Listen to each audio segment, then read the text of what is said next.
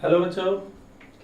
कल की हमारी जो क्लास थी वो बंगाल के गवर्नर की क्लास थी और जो आज हमारी क्लास होने वाली है वो बंगाल के गवर्नर जनरल क्लास होने वाली है। पहले मैं दोनों में अंतर बताना चाहूंगा। देखिए, हमने बात की थी बंगाल का गवर्नर और आज हम बात करने जा रहे हैं बंगाल का गवर्नर जनरल। बंगाल का गवर्नर जनरल की बात करने जाते हैं। देखिए, बंगाल के गवर्नर जनरल की अगर मैं बात करूं तो इन दोनों पदों को, ये केवल जो है ये पद है, पोस्ट है, ये पोस्ट है, पद है।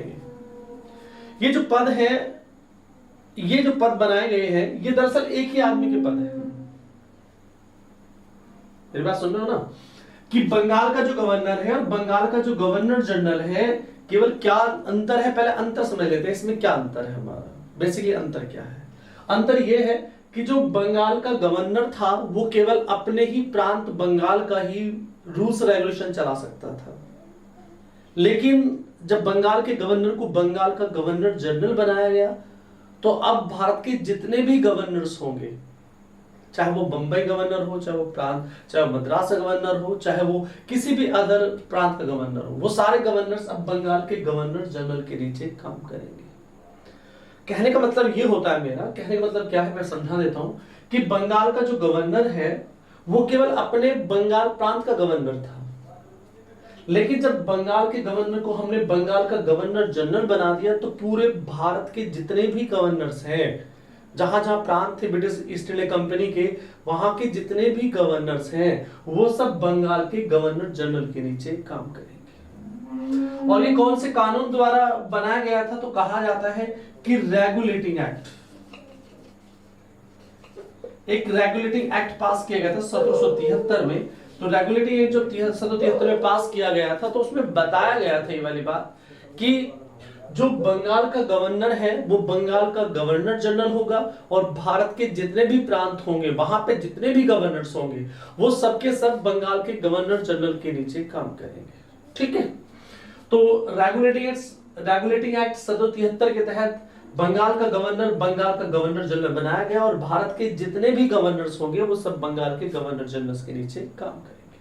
तो हमारा आज का टॉपिक है बंगाल का गवर्नर जनरल। बहुत इंपॉर्टेंट टॉपिक है, बहुत पूछा जाता है, बहुत पेपर में आता है। चलिए इनके कार्य भी बात करेंगे, इनके कार्यों का डिस्कस भी करेंगे हम। चलिए ठीक है, तो आज का टॉपिक, कल हमारा जो लेक्चर था वो बंगाल के गवर्नर का लेक्चर था और आज हमारा जो लेक्चर है वो बंगाल के गवर्नर जनरल का लेक्चर है। ठीक है, कोई दिक्कत नहीं है, आगे चलते हैं। तो स्टार्ट करते हैं बंगाल का गवर्नर जनरल। तो बंगाल के गवर्नर जनरल की बात कर रहे थे हम। तो बंगाल के गवर्नर जनरल में ये देखा जाता है कि कब से स्टार्ट हो, 1774 से बंगाल के गवर्नर जनरल स्टार्ट होते हैं। कब से? 1774 से बंगाल के गवर्नर जनरल स्टार्ट होते हैं। तो यहीं से अपनी कहानी स्टार्ट करेंगे हम लोग। पेपर में क्या पूछेगा क्वेश्चंस? बंगाल के गवर्नर जनरल से क्या क्वेश्चन पूछेगा कि बंगाल का लास्ट गवर्नर कौन था और बंगाल का पहला गवर्नर जनरल कौन था। आपको याद हो कल का लेक्चर अगर आपने पढ़ा हो तो वहां लिखा था कि बंगाल का फर्स्ट गवर्नर कौन था, तो रॉबर्ट क्लाइव था, और बंगाल का लास्ट गवर्नर कौन था, तो सब जानते हैं वॉरेन हेस्टिंग था। और जो बंगाल का लास्ट गवर्नर है वही बंगाल का फर्स्ट गवर्नर जनरल बनने वाला है, इनके वॉरेन हेस्टिंग। ठीक है, चलिए 1774 से स्टार्ट होते हैं, बंगाल के गवर्नर जनरल स्टार्ट होते हैं। अब एक क्वेश्चन बहुत पूछा जाता है कि बंगाल के जो गवर्नर जनरल है इन्हें सही कालक्रम अनुसार लगाइए, कौन सा किसके बाद बंगाल का गवर्नर जनरल आता है। मेरी हमेशा ये आप लोगों से आशाएं रहती हैं कि आप अच्छा पढ़ें, बहुत ही अच्छा पढ़ें, और जितना भी पढ़ें, जो भी आप पढ़ते हैं वो सब सिस्टमेटिक पढ़ना चाहिए। एक ही टॉपिक को उठाओ, उसको अच्छी तरह से पढ़ो, उसके अच्छे नोट्स बनाओ, किसी भी जो बुक्स है उससे आप हेल्प लो, कोई दिक्कत नहीं है, लेकिन अच्छे नोट्स बनाओ, अच्छे से तैयारी करो, आपका सॉल्यूशन हो जाएगा 100%। मैं वादा करता हूं कि सॉल्यूशन होगा 100%, लेकिन शर्त होगी कि आप अच्छा पढ़ेंगे, बहुत ही अच्छा पढ़ेगा। ठीक है, जैसे मैं पढ़ा रहा हूं वैसे ही चलना, मेरे अकॉर्डिंग चलना पड़ेगा। बस मैं ये कहता हूं कि जो सब्जेक्ट उठाएं, जो भी आप टॉपिक से ले किसी सब्जेक्ट में, उसे अच्छे से कवर कर लें, ठीक है। तो आज का हमारा टॉपिक है बंगाल का गवर्नर जनरल। कितने गवर्नर जनरल हुए हैं वो हम फंडे से बताते हैं, याद भी कराते हैं, साथ साथ याद भी कराते हैं। तो बंगाल का गवर्नर जनरल का जो फंडा है उसका नाम है रोहसन। रोहसन के सवालों में है होस्ट बाबा। फंडे का नाम है रोशन के सवालों में है होस्ट बाबा। ये आप याद कर लीजिए अच्छी तरीके से, यहीं से हमारे सारे बंगाल के गवर्नर जनरल निकलेंगे, इसी से हमें बनाना है बंगाल के सारे गवर्नर जनरल। चलिए स्टार्ट करते हैं रोहो से स्टार्ट करते हैं। तो रोहो बराबर होता है इनके वॉरेन हेस्टिंग्स।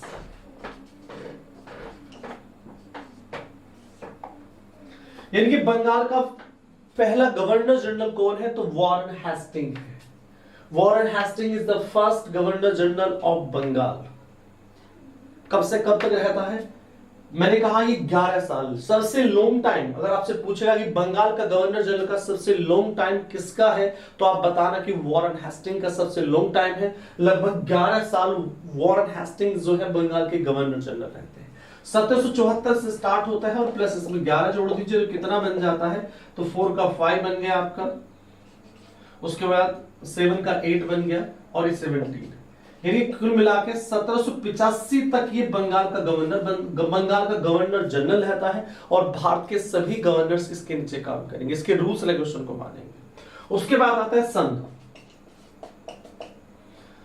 मैकफरसन। इसका सही जो सेकंड नंबर का जो बंगाल का गवर्नर जनरल है उसका नाम है मैकफरसन। मैकफरसन के नाम से क्वेश्चन आता है। तो sir John McPherson, sir John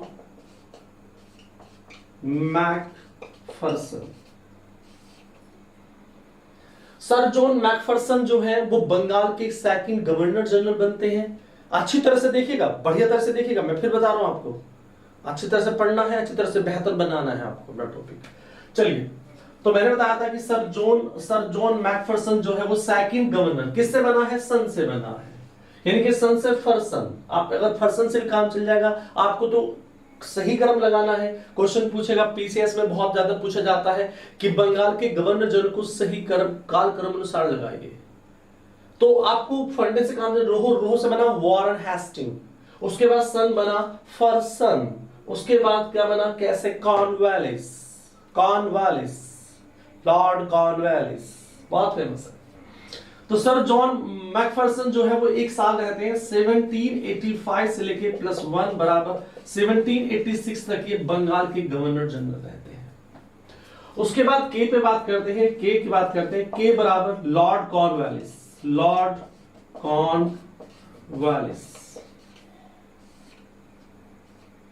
तो लॉर्ड कॉर्नवालिस 1 2 3 नंबर भी हम लिखते चलते हैं, साथ साथ नंबर भी 1 2 3, यानी कि तीसरे बंगाल के जो गवर्नर जनरल होते हैं वो लॉर्ड कॉर्नवालिस होते हैं। इनके लिए कहा जाता है कि ये 7 साल भारत के बंगाल के गवर्नर जनरल। भारतीय गवर्नर जनरल नहीं है, भारतीय गवर्नर जनरल भी आएंगे, आप चिंता मत कीजिए, सब चीज आएंगी, लेकिन पहले बंगाल के गवर्नर जनरल पढ़ लेते हैं, तभी इसके बाद आगे पढ़ेंगे। उसके बाद टॉपिक भारत के गवर्नर जनरल और फिर आगे भारत के वायसराय। तो यहां पे मैंने कहा कि कितने साल रहते हैं? 7 साल रहेंगे। तो 1786, तो 1786 में +7 जोड़ दीजिए तो कितना हो जाएगा? जरा बताइएगा मुझे कितना हो जाएगा, जोड़ दीजिए जल्दी से। तो ये हो जाएगा 1793 हो जाएगा, यानी 1793 तक लॉर्ड कॉर्नवालिस भारत के गवर्नर, बंगाल के, सॉरी भारत के, मैं बार बार बोल रहा हूं भारत के नहीं है, बंगाल के गवर्नर जनरल, और ये 34 नंबर के हैं। उसके बाद सै की बात करते हैं। सै पे कौन है? 4th नंबर पे सै बराबर आता है sir John Shore, sir John Shore, ठीक है, 4th नंबर पे। ये कितने साल रहते हैं? ये मात्र 5 साल रहते हैं, सर जॉन सॉर। तो अगर फिर काउंट कर लीजिए आप, 1793 +5 बराबर कितना हो जाता है? 5 6 7 8, यानी कि 8 9 7 98, इनके 1798 तक सर जॉन सोर बंगाल के फिर गवर्नर, मतलब बंगाल के गवर्नर जनरल बनते हैं और ये चौथे नंबर बनते हैं। उसके बाद यहाँ पे आएगा, यहाँ पे जो आएगा लॉर्ड वेलेस्ली। कौन आएगा? लेकिन लॉर्ड वेलेस्ली से पहले एक छोटा सा कैरेक्टर आएगा, बीच में हल्के से आते हैं। मैंने कहा ना, जो मैं एक सीरीज करा रहा हूं, ये मैं इसलिए सीरीज करा रहा हूं, ये वाली सीरीज में इसलिए करा रहा हूं कि पेपर में बहुत ज्यादा पूछा जाता है कि बंगाल के गवर्नर जनरल को सही क्रम में लगाइए। मैं सही क्रम की बात कर रहा हूं, मैं भी और किसी की बात की नहीं कर रहा, मैं सही क्रम की बात कर रहा हूं। फिर इनके कैरेक्टर्स की, जितने भी हमारे पास बंगाल के गवर्नर जनरल है, उनके कार्यों की बात भी करेंगे, उनके कार्यों की बात भी करेंगे। लेकिन पहले इनकी सीरीज अच्छी तरह से पता चल जाए, बहुत अच्छी तरीके से। सीरीज का ही सारा खेल है। जब आप प्रीलिम्स का एग्जाम देंगे तो प्रीलिम्स में सबसे पहले क्वेश्चन क्या पूछेगा कि बंगाल के गवर्नर जनरल को सही काल क्रम अनुसार रखिए। तब आपको याद आएगा कि रोशन के सवालों में होस्ट 12, तो रो से बन गया रोहो से बन गया वॉरेन हेस्टिंग, सन में बन गया फरसन बन गया, के से लॉर्ड कॉर्नवालिस बच गया, से सर जॉन सोर बच गया। और यहां पे एक हल्का सा कैरेक्टर और आएगा, वापस के से ही रिपीट होगा। यहां पे क्लार्क है, क्लार्क एक छोटा सा कैरेक्टर आएगा, कुछ ज्यादा नहीं, 5-6 महीने रहेगा। बंगाल जनरल सब बेसिकली है, आपको बस ऐसे याद करना रखना है। यहाँ पे मैं नंबर तो 5 लगा रहा हूं, लेकिन यहाँ पे कोई भी वर्ड नहीं दे रहा हूं आपको। के भी कंप्लीट है, से भी कंप्लीट है, तो यहाँ पे मैं वर्ड नहीं दे रहा हूं आपको, ठीक है। तो यहाँ पे कौन बनता है? तो यहाँ पे क्लार्क बनता है। ये बहुत थोड़े समय के लिए आता है, इसलिए हमसे 1798 से 1798 तक ही रहने देते हैं, ठीक है भैया। अच्छे से पढ़ना, बढ़ करके पढ़ना, आराम से करना। कोई बहुत अच्छा टॉपिक है, जब आप अच्छा टॉपिक पढ़ेंगे तो वो तो टाइम लगेगा ही आपको। अगर आप बेकार टॉपिक पढ़ना है तो फिर तो नॉर्मल से टाइम लगने वाला भी नहीं है बिल्कुल भी। और बहकाने वाली कोई चीज नहीं है हमारे यहाँ कि भाई आपका सिलेक्शन हो जाएगा, आप थोड़ा सा पढ़ लीजिए हो जाएगा, बिल्कुल नहीं होगा। आप बहुत ज्यादा पढ़ेंगे, अच्छा पढ़ेंगे, तभी सिलेक्शन होगा आपका। आप कह रहे छोटा थोड़ा पढ़ के, थोड़ा थोड़ा पढ़ के कब पेपर में मेरा क्वालिफाई हो जाएगा, बिल्कुल नहीं होगा। आपको बहुत मेहनत की जरूरत पड़ेगी, बहुत ही मेहनत करनी है आपको टॉपिक के साथ। और जिसमें टॉपिक के साथ मेहनत कर रहा हूं, आप मेरे साथ इस तरह से मेहनत करेंगे तो डेफिनेटली हो जाएगा, ठीक है। जिस तरह से बता रहा हूं उस तरह से चलना है। पहला क्वेश्चन आप जो कर रहे हैं वो क्वेश्चन है कि बंगाल के गवर्नर जनरल को सही काल क्रम अनुसार रखिए। तो भैया काल क्रम अनुसार रखना तुम्हारा ही काम है, तुम्हें रखना पड़ेगा। चलिए अब आते हैं वालों। वालों पे 2 चलते हैं। वालों की कंडीशन क्या है कि वालों पे 2 चलेंगे। एक बनेगा लॉर्ड वेलेस्ली बनेगा, लेकिन लॉर्ड वेलेस्ली के साथ ही यहाँ पे 7 साल लॉर्ड वेलेस्ली एक साथ रहेंगे और फिर लॉर्ड कॉर्नवालिस दोबारा से आएंगे। लेकिन वो कुछ समय के बाद वो फिर उनकी डेथ हो जाती है, वो फिर बंगाल गवर्नर नहीं बनते हैं। नंबर जरूर लिखेंगे, नंबर। और फिर आगे बार्लो भी आएंगे बीच में। तो वालों से करते हैं शुरू, यानी कि वालों से बना लॉर्ड वेलेस्ली।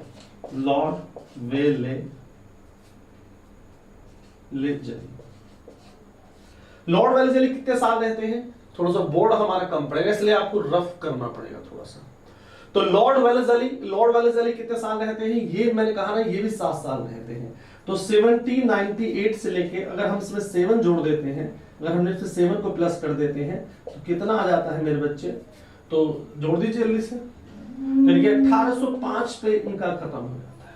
1798 से लेकर 1805 तक लॉर्ड वेलेस्ली भारत के जो है वो बंगाल के गवर्नर जनरल रहते हैं। उसके बाद 7वें नंबर पे फिर हमने कहा ना, एक टॉपिक फिर दोबारा से आना है, यानी कॉर्नवालिस। वापस लॉर्ड कॉर्नवालिस फिर आएंगे। लॉर्ड कॉर्नवालिस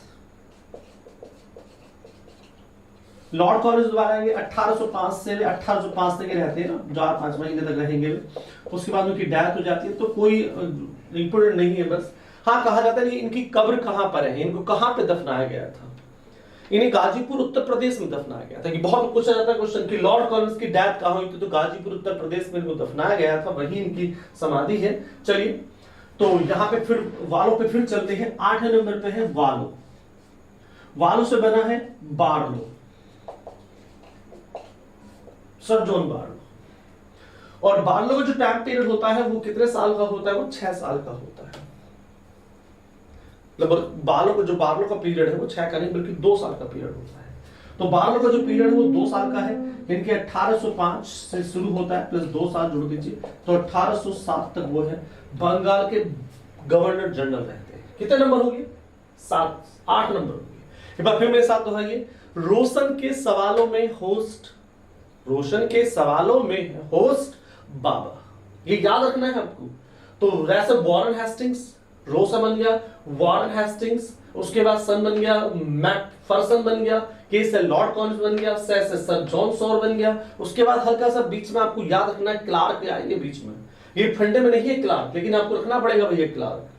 तो यहाँ पे क्लार्क है, फिर वेलो से बना लॉर्ड वेलेस्ली है, फिर लॉर्ड कॉर्नवालिस दोबारा से आएंगे, और उसके बाद बारलो आएंगे, सर जॉन बारलो, ये 2 साल रहेंगे। उसके बाद चलते हैं, उसके बाद कौन है इनके, मैस है, मिंटो है, उसके बाद हेस्टिंग है, हेस्टिंग के बाद फिर होस्ट है, और होस्ट के बाद में फिर बाबा की बात करते हैं। तो बाबा से बन गया है बटरवर्थ, बटरवर्थ के नाम से भी आएंगे कैरेक्टर।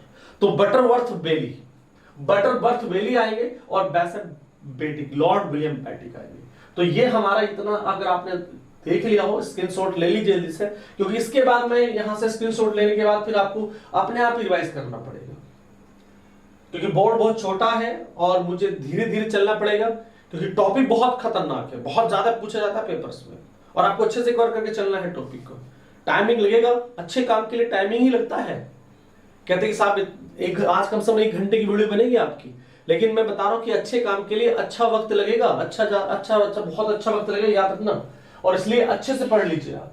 तो रोशन के सवालों में होस्ट रोह से बन गया वॉरेन हेस्टिंग्स, सन से बन गया फर्सन, मैकफर्सन बोलते हैं, कैसे कॉर्नवालिस है, सर जॉन सॉर्स है, कैसे क्लार्क है, ठीक है। क्लार्क के बाद फिर लॉर्ड वेलेस्ली आएगा, लॉर्ड वेलेस्ली के बाद में फिर यहाँ पे लॉर्ड कॉर्नवालिस आएगा, और लॉर्ड कॉर्नवालिस के बाद आएगा बारलो। मैंने सारे सीरीज बता दी, अच्छे से पढ़ लेना मेरे बच्चे, ये बहुत जरूरी है आपके लिए। चलिए 8 के 8 कैरेक्टर्स याद रखना। व्यक्ति के हिसाब से देखें तो एक व्यक्ति 2 बार रिवाइज हो रहा है, यानी कि लॉर्ड कॉर्नवालिस 2 बार रिवाइज हो रहा। अभी हमारे कैरेक्टर्स लिखे जाए तो 8 हमारे बंगाल गवर्नर होंगे, लेकिन व्यक्ति के हिसाब से 7 है। चलिए अगर आपने स्क्रीनशॉट ले लिया हो, स्क्रीनशॉट ले लीजिए आराम से, फिर उसके बाद में आगे चलेंगे। ले लिया स्क्रीनशॉट, गुड।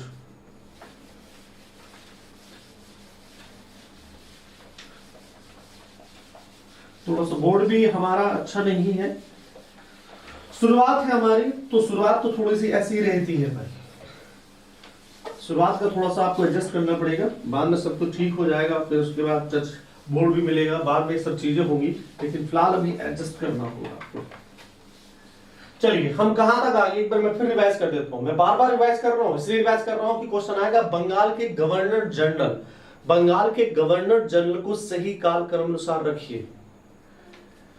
पहला है रोह, रोह है वॉरेन हेस्टिंग्स, मैं पहले बता चुका, सर मैकफर्सन, उसके बाद लॉर्ड कॉर्नवालिस, उसके बाद सर जॉन सोर, उसके बाद सर जॉन सोर से बीच में एक हल्का सा कैरेक्टर आएगा, उसका नाम है क्लार्क, ठीक है। उसके बाद लॉर्ड वेलेस्ली आएगा, लॉर्ड वेलेस्ली में फिर लॉर्ड कॉर्नवालिस दोबारा से आएंगे, और वालों से फिर आएगा बारलो आएगा। हम लोगों ने 8 पढ़ लिए हैं, लेकिन एक कैरेक्टर दोबारा से रिवाइज हो रहा है। उसके बाद चलते हैं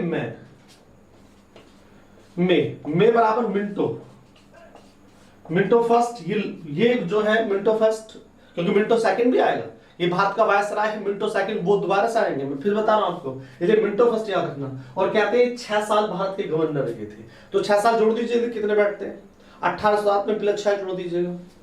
मेरा मैथ थोड़ा कमजोर है इसलिए आप देख लीजिएगा। 1800 कितने थे हमारे पास, 7, 1807 थे ना, 1807 में प्लस 6 जोड़ दीजिए तो कितना आ गया, 1813 तक आ गया। यानी कि 1813 तक ये जो मिंटो है वो भारत के वायसराय, बंगाल के गवर्नर जनरल रहते हैं, क्योंकि भारत के वायसराय भी है मिंटो सेकंड, वो आगे आएंगे बहुत ज्यादा। उसके बाद मे भी कंप्लीट है से बनता है हेस्टिंग्स, हे बराबर हेस्टिंग्स, हे बराबर हेस्टिंग्स। कहा जाता है कि जब हेस्टिंग्स वो 10 साल रहे थे, वॉरेन हेस्टिंग 11 साल रहा था, और हेस्टिंग्स जो थे marquess of Hastings, marquess of Hastings, ये बहुत इंपॉर्टेंट कैरेक्टर है, मैं आपको बता रहा हूं। तो कितने साल रहा, 10 साल रहा था ये। 1813 प्लस 10 और जोड़ दीजिएगा तो कितना होगा, 1823 तक ये भारत के बंगाल के गवर्नर जनरल रहे। क्रम मैं क्वेश्चन लगाऊंगा अभी इसके बाद में, है भी कंप्लीट। उसके बाद करते हैं होस्ट, यानी कि am host. Am host Bharat के गवर्नर जनरल है, वो बंगाल के गवर्नर जनरल है। कितने साल रहते हैं, 5 साल रहते हैं। कितने साल रहते हैं, 5 साल रहते हैं। तो जोड़िए जरा कितने आ गए, 1823 प्लस 5 1828। 1828 तक ये भी भारत के बंगाल के गवर्नर जनरल रहते हैं, भारत के गवर्नर जनरल नहीं, बंगाल के गवर्नर जनरल। उसके बाद बात करते हैं, होस्ट भी कंप्लीट है, बाकी बात करते हैं बैसर बटरवर्थ। बटर, एक बार मेरी स्पेलिंग्स कर लेते हैं एडजस्ट। बटरवर्थ के नाम से कहा जाता है इनको। तो इनका जो बटरवर्थ बेली, बटरवर्थ वेली जो है, ये भी गवर्नर रहते हैं, लेकिन टाइम पीरियड कुछ नहीं है इनका, ज्यादा इंपोर्टेंट नहीं है। ये कहते हैं 1828 तक, 2-3 महीने के लिए आते हैं और 1828 से 1828 तक ये रहते हैं, ठीक है। बटरवर्थ वेली कोई इंपोर्टेंट काम नहीं है इनका, लेकिन फिर भी मैंने कहा ना क्रम लगाने के लिए पेपर में आएगा, तो कैसे लगाएंगे क्रम बताइए आप मुझे। तो क्रम के अकॉर्डिंग तो हमें सही क्रम में लगाना पड़ेगा। और बैक की बात कर लेते हैं, फिर बाकी बात करते हैं Lord William बैटिक। Lord William बैटिक, Lord William बैटिक,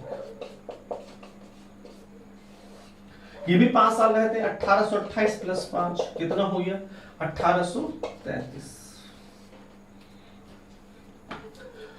तो कुल मिला के हमने इन सब की बातें कर ली है। अब मैं आपसे क्वेश्चन पूछूंगा। क्वेश्चन क्या पूछूंगा? बा बा बा बा बा मैं क्वेश्चन पूछूंगा आपसे कि क्वेश्चन ये बनेगा कि निम्नलिखित में कौन सा बंगाल का गवर्नर जनरल नहीं रहा था। ये पूछेगा आपसे पेपर में। दो जो छोटे छोटे पेपर्स होते हैं, मैं सबके ही पूरा डिटेल बता रहा हूं। सबसे पहला क्वेश्चन पूछेगा निम्न में से कौन बंगाल का गवर्नर जनरल नहीं रहा है। तो अगर आपको फंडा याद है तो फंडे से ही निकालिए, फंडे से ही बनाइए आप, बिल्कुल सिंपल है। रोह से वॉरेन हेस्टिंग्स है, सन से फर्सन है, आप फर्सन सूट बोल सकते हैं, मैक फर्सन कह सकते हैं, लॉर्ड कॉर्नवेलिस है, उसके बाद में सर जॉन सॉर है, हल्के से बीच में क्लार्क भी आएगा थोड़ा सा, लॉर्ड वेलेजली है, लॉर्ड कॉर्नवेलिस पे बीच में आएंगे, फिर बार्लो आएगा, उसके बाद मिंटो फर्स्ट आएगा, उसके बाद यहाँ पे हेस्टिंग्स आएंगे, उसके बाद होस्ट आएगा, उसके बाद बटरवर्थ बेली आएगा और लास्ट में लॉर्ड विलियम बैटिक आएगा। अगर अच्छे से याद हो गया हो, बढ़िया याद हो गया हो तो बहुत अच्छी बात है। जल्दी से इसे स्क्रीनशॉट लीजिए, फिर मैं आगे चलता हूं कि वॉरेन हेस्टिंग्स ने क्या क्या काम किए थे उनकी बात कर लेते हैं। अब आपका एक क्वेश्चन तैयार हो गया। क्वेश्चन कौन सा तैयार हुआ मैं दोबारा से रिवाइज करना चाहूंगा। आपका क्वेश्चन ये तैयार हो गया कि बंगाल का गवर्नर जनरल इनमें से कौन सा नहीं रहा था। तो ये फंडा याद कर लीजिए, इससे ही फंडे से आप निकालिए, बार बार प्रैक्टिस कीजिए। कहा जाता है कि प्रैक्टिस मेक्स मैन परफेक्ट। जितनी प्रैक्टिस करेंगे उतना बढ़िया होगा। अगर आप प्रैक्टिस नहीं करेंगे तो बिल्कुल कुछ नहीं होने वाला। इसलिए आप फंडे के साथ बार बार प्रैक्टिस कीजिए, अच्छे से इनकी डेट याद कीजिए। यानी कि मैं बताता हूं कि वॉरेन हेस्टिंग 10 साल रहेंगे, उसके बाद मैकफर्सन जो है वो 1 साल रहेगा, लॉर्ड कॉर्नवेलिस 7 साल रहेंगे, सर जॉन सॉर जो है वो कितने साल रहेगा? वो 5 साल रहेगा। उसके बाद यहाँ पे फिर कौन है? क्लार्क है। क्लार्क की कोई इंपोर्टेंट नहीं है, वो 2-3 महीने रहता है, तो साल तो चेंज होने वाला नहीं है। उसके बाद लॉर्ड वेलेजली है, ये फिर आपके 7 साल रहने वाले हैं। उसके बाद कौन है? उसके बाद लॉर्ड कॉर्नवेलिस है। लॉर्ड कॉर्नवेलिस फिर वो 2-3 महीने रहते हैं, फिर उनकी डेथ हो जाती है। फिर कौन आएगा? बार्लो आएगा। बार्लो कितने साल रहेगा? बार्लो 2 साल रहेगा। उसके बाद आएगा मैटकोफ है, मिंटो कितने साल रहेगा? 6 साल रहेगा। हेस्टिंग 10 साल रहेगा। होस्ट कितना रहेगा? 5 साल रहेगा। उसके बाद बटरवर्थ वो सेम ईयर है, उसमें कुछ चेंज नहीं करना। और लॉर्ड विलियम बैटिक ये 5 साल रहेगा। तो सबसे लॉन्ग टाइम अगर पूछेगा आपसे तो सबसे लॉन्ग टाइम किसका है? तो सबसे लॉन्ग टाइम वॉरेन हेस्टिंग का है। और सेकंड नंबर पे टाइमिंग हेस्टिंग का है, वो 11 साल रहते हैं, ये 10 साल रहते हैं। 7-7 साल 2 लोग रहते हैं, एक लॉर्ड कॉर्नवेलिस 7 साल रहेगा और एक आपका कौन है? लॉर्ड वेलेजली, ये भी 7 साल रहेगा। ठीक है, बाकी तो कोई 6 साल, कोई 5 साल, ये बेसिकली ध्यान रखना, आराम से प्रैक्टिस करना। Practice makes man perfect. ठीक है ना? चलिए अब जल्दी से अगले पेज पे, मतलब अगले उस पर टॉपिक पे चलते हैं। टॉपिक का नाम क्या है हमारा? तो टॉपिक का नाम है वॉरेन हेस्टिंग के कार्य। तो वॉरेन हेस्टिंग के कार्य की बात करते हैं हम लोग। वॉरेन हेस्टिंग ने क्या काम किए थे? किस किस लिए जाने जाते हैं? वॉरेन हेस्टिंग किस लिए जाने जाते हैं? चलिए, वॉरेन हेस्टिंग्स। वॉरेन हेस्टिंग्स मैंने कहा था 11 साल रहते हैं। ठीक है, याद करना अच्छे से ना। चलिए अब मैं स्टार्टिंग करता हूं अपनी कहानी की, इन्होंने क्या स्टार्ट किया, क्या स्टार्ट नहीं किया, क्या करा उन्होंने, क्या नहीं करा, पूरी वॉरेन हेस्टिंग्स की पूरी सीरीज आएगी आपकी। ठीक है, कोई भी डाउट हो, कोई भी क्वेरी हो, आप मुझसे पूछ सकते हैं, कोई दिक्कत नहीं है। चलिए, वॉरेन हेस्टिंग्स की पहली कहानी है कि इन्होंने द्वैध शासन प्रणाली समाप्त कर दी थी, जो रॉबर्ट क्लाइव ने स्टार्ट की थी। इससे पहला लेक्चर जो था बंगाल के गवर्नर का चैप्टर था, आज हमारा टॉपिक है बंगाल के गवर्नर जनरल का टॉपिक है।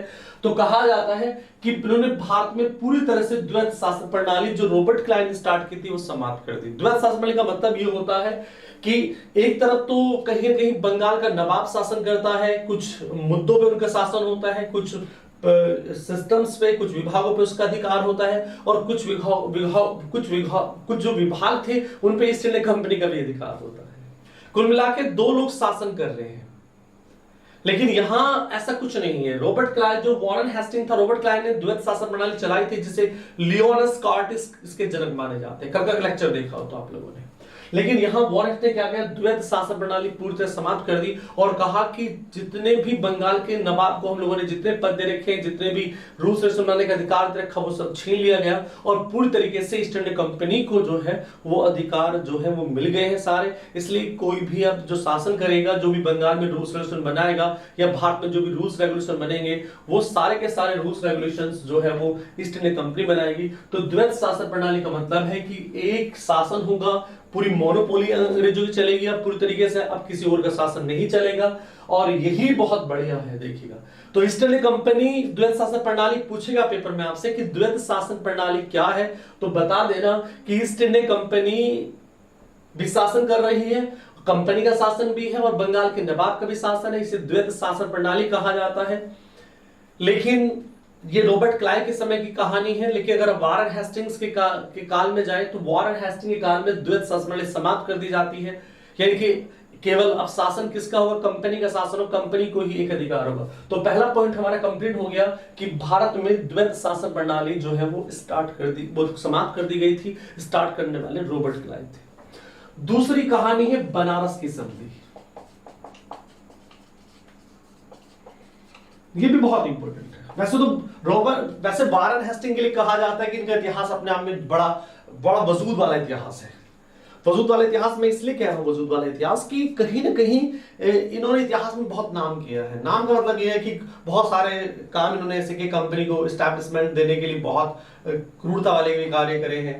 लेकिन कहा जाता है कंपनी को सही तरह से उस खजाने को भरने में भी इनका बहुत बड़ा योगदान है। वॉरेन हेस्टिंग्स के कार्य को मैं कहूं तो बहुत ही मेरे पास तो 1 घंटा भी नहीं बचे, 1 घंटा भी बहुत मतलब कम बचेगा। वॉरेन हेस्टिंग्स के कार्य इतने ज्यादा है कि मैं कहां तक इनको बता पाऊंगा। लेकिन बेसिकली जो क्वेश्चंस आते हैं एग्जाम में, इनके पॉइंट व्यू ऑफ एग्जाम देखे जाए तो कहीं ना कहीं मैं उन्हीं क्वेश्चन को डिस्कस करूंगा, बाकी क्वेश्चंस नहीं करूंगा। बहुत किस्से हैं इनके, बहुत किस्से मैं जानता हूं वॉरेन हेस्टिंग्स की कहानी के, लेकिन इतने किस्से नहीं हम क्लियर कर पाएंगे। बस बेसिकली ये कर पाएंगे कि जो मेन क्वेश्चन है वो आज पेपर में आते हैं, जो पेपर के लिहाज से बहुत अच्छे हैं, हम उन्हीं की बात करेंगे। ठीक है भाई, चलिए। तो बनारस की संधि में क्या था, जो मुगल बादशाह को जो पेंशन मिलती थी वो समाप्त कर दी गई थी। दरअसल मराठों के ऐसा हुआ, वॉरेन हेस्टिंग्स को लगा कि जो मुगल बादशाह है वो कहीं ना कहीं मराठों से जुड़ा हुआ है, वो मराठों के साथ काम करता है, मराठों से मिल गया है। तो कहीं ना कहीं बनारस की संधि जो 1773 में की गई थी, इस 73 संधि में क्या कहा गया था कि जो 26 लाख रुपए, कितने बेटा, जो 26 लाख रुपए वार्षिक पेंशन मिलती थी। किसे मिलती थी पेंशन भाई, इनके मुगल बादशाह को मिलती थी, और मुगल बादशाह को जो पेंशन मिलती थी ये समाप्त कर दी गई थी। हमने पूछा क्यों कर दी गई, उन्हें वॉरेन हेस्टिंग्स को लगा कहीं ना कहीं इन्होंने ये मराठों के साथ जुड़ गए, और मराठा और अंग्रेज दोनों दुश्मन थे आपस में, उनकी बनती नहीं थी आपस में। तो यही वजह मानी जाती है कि मुगल बादशाह की 26 लाख वार्षिक पेंशन समाप्त कर दी गई। और कहा जाता है कि इलाहाबाद और काड़ा जो डिस्ट्रिक्ट थे ये भी इनसे ले लिए गए थे, इनसे छीन लिए गए थे, मुगल बादशाह से छीन लिए गए। और किसे दे दिए गए, ऐसा कहा जाता है कि ये अवध का नवाब था सुजाउद्दौला, अवध का नवाब था सुजाउद्दौला।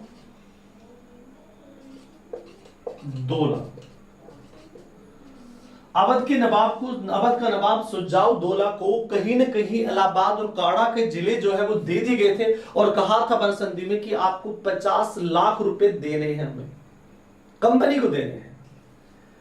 तो बनारस की संधि में यह तय हुआ था कि इलाहाबाद काड़ा जो है अवध के नवाब सुजाउद्दौला को दिए जाएंगे और मुगल बादशाह की जो वार्षिक पेंशन 26 लाख बंद कर दी जाएगी और उनसे इलाहाबाद और काड़ा छीन के अवध के नवाब को 50 लाख रुपए में बेच दिया गया, उन्हें दे दिया गया था। तो दो कार्य हमने पढ़े कि द्वैत शासन प्रणाली समाप्त कर दी गई थी वॉरेन हेस्टिंग के समय में। दूसरा हमने बना बनारस की संधि के तहत कहीं ना कहीं मुगल बादशाह की पेंशन बंद कर दी गई थी और उनसे इलाहाबाद और काड़ा के जिले छीन के अवध के नवाब सूरजदौला को दे दिए गए थे। ठीक है, यहां तक हमारा पॉइंट क्लियर हो गया। हमें पूरा लेक्चर, हमें पूरा बहती लेक्चर्स पढ़ना है और हमें आगे बढ़ना है जीवन में, हमें आगे चलता रहना है, बीच में नहीं रुकना है, बिल्कुल बिल्कुल।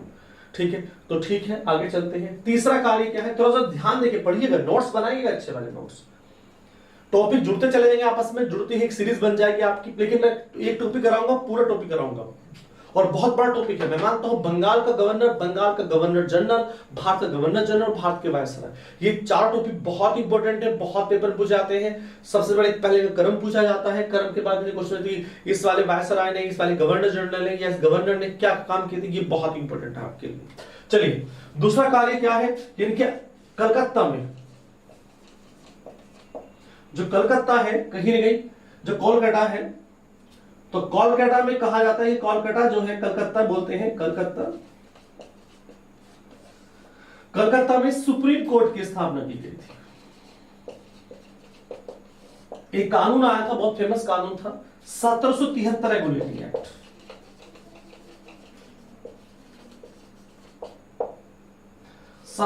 का रेगुलेटरी एक्ट था। इस समय कलकत्ता में सुप्रीम कोर्ट की स्थापना की गई थी। लेकिन कहीं ना कहीं आज तो सुप्रीम कोर्ट है, वो सुप्रीम कोर्ट नहीं था उस तरह का। केवल ये कहा था कि जो ये कलकत्ता में सुप्रीम कोर्ट की स्थापना की जा रही है, इसकी सुप्रीम कोर्ट की जो स्थापना कलकत्ता में की जा रही है, ये केवल इसका क्षेत्र अधिकार कलकत्ता के तक ही सीमित था और कलकत्ता के लोगों तक ही इसका दायरा था। इससे बाहर के मुकदमे इसमें सुनवाई नहीं होती थी, ऐसा माना जाता है। और कलकत्ता के सभी लोग इसके दायरे में आते थे।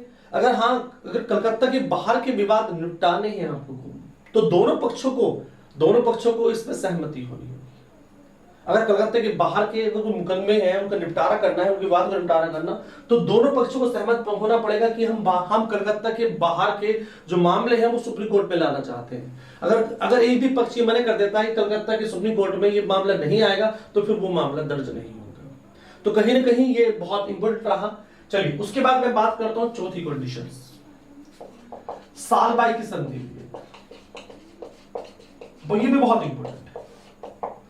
सालबाई की संधि की जो थी वो कहां हुई, कहा जाता है कि ये जो संधि थी ये वॉरेन हेस्टिंग के समय में हुई थी। मैं फिर बता रहा हूं, मैं समझा रहा हूं, बार बार बता रहा हूं कि बहुत इंपॉर्टेंट है, बहुत पूछे जाते हैं मेरे बच्चे क्वेश्चंस और इंपॉर्टेंट क्वेश्चन है। चौथे नंबर पे मैंने कहा वॉरेन हेस्टिंग का द्वैत शासन प्रणाली, याद करते चलिए मेरे साथ। तो वॉरेन हेस्टिंग का द्वैत शासन प्रणाली वॉरेन हेस्टिंग की द्वैत शासन प्रणाली जो है पूरी तरह यहां समाप्त कर दी गई। द्वैत शासन प्रणाली नहीं चलेगी जो रॉबर्ट क्लाइव ने चलाई थी। बनारस की संधि में इलाहाबाद और काड़ा के जो जिले थे वो अवध के नवाब सुजाउद्दौला को दे दिए गए थे। और तीसरे, कलकत्ता में सुप्रीम कोर्ट की स्थापना, सुप्रीम कोर्ट का जो क्षेत्र था, दायरा था, वो कलकत्ता तक सीमित था। उसके बाद सालबाई की संधि हुई थी 1782 में। क्योंकि वॉरेन हेस्टिंग का टाइम पीरियड कितना था, 1774 से कितना था बेटा, 1785 तक इसका टाइम पीरियड है। इसलिए सालबाई की संधि जो फर्स्ट एंग्लो मराठा युद्ध का परिणाम मानी जाती है। ये भी बहुत इंपॉर्टेंट पूछा जाता है आपसे। तो फर्स्ट एंग्लो मराठा युद्ध, फर्स्ट एंग्लो एंग्लो मराठा युद्ध, फर्स्ट एंग्लो मराठा युद्ध का जो परिणाम होता है वो सालबाई की संधि होती है। तो आपसे पूछेगा कि सालबाई की संधि के समय बंगाल का गवर्नर जनरल कौन था, तो आप आराम से बता देना कि वॉरेन हेस्टिंग था उस समय का गवर्नर जनरल। ठीक है, ये भी बहुत इंपॉर्टेंट रहा आपके लिए। ठीक है, चलिए यहां तक हमारे पॉइंट हो गए, 4 पॉइंट हो गए। 5वां पॉइंट क्या है, इन्होंने ओपन किया। अब यहां 3 चीज उन्होंने ओपन की, थोड़ा सा घिस जाता है, बोर्ड थोड़ा छोटा है, देखिए काम चलाना पड़ेगा आपको इसी से। ठीक है, क्योंकि बहुत ज्यादा मैटर है हमारे पास में और बोर्ड थोड़ा छोटा है क्योंकि एडजस्ट नहीं हो पाया, क्योंकि हमें वीडियो जो है वो कहीं और बनानी पड़ी, गांव में ही हमें अपना पूरा सेटअप लगाना पड़ा, क्योंकि कोविड-19 के केसेस इतने ज्यादा बढ़ गए थे और बहुत ज्यादा ये जो एपिडेमिक चल रही थी ये बहुत ही ज्यादा अपने कहते हैं ना रुद्र रूप में आ गई थी, और बहुत सारे लोग इसमें ट्रेजेडी में जिनकी जो डेथ हो गई है उनके लिए उनकी आत्मा को भगवान शांति दे। बस मैं तो इतना कहूँगा कि जल्दी से हम इस एपिडेमिक से बाहर निकले और इसमें भगवान खुदा जो भी हमारे गॉड हैं वो हमारी मदद करें और हमारे इस बुरे वक्त में हमारा साथ दें। ठीक है, चलिए कोई बात नहीं, हम अपने पढ़ाई तो लगातार जारी रखेंगे, लेकिन उन लोगों के लिए भी हमारी दुआएं होंगी कि उनका स्वास्थ्य जल्दी से, जो कोविड-19 सफ़र कर रहे हैं वे भी जल्दी सही हो जाए और अपने परिवार अपने लोगों के साथ मिलकर रहें आराम से। ठीक है, चलिए कोई नहीं।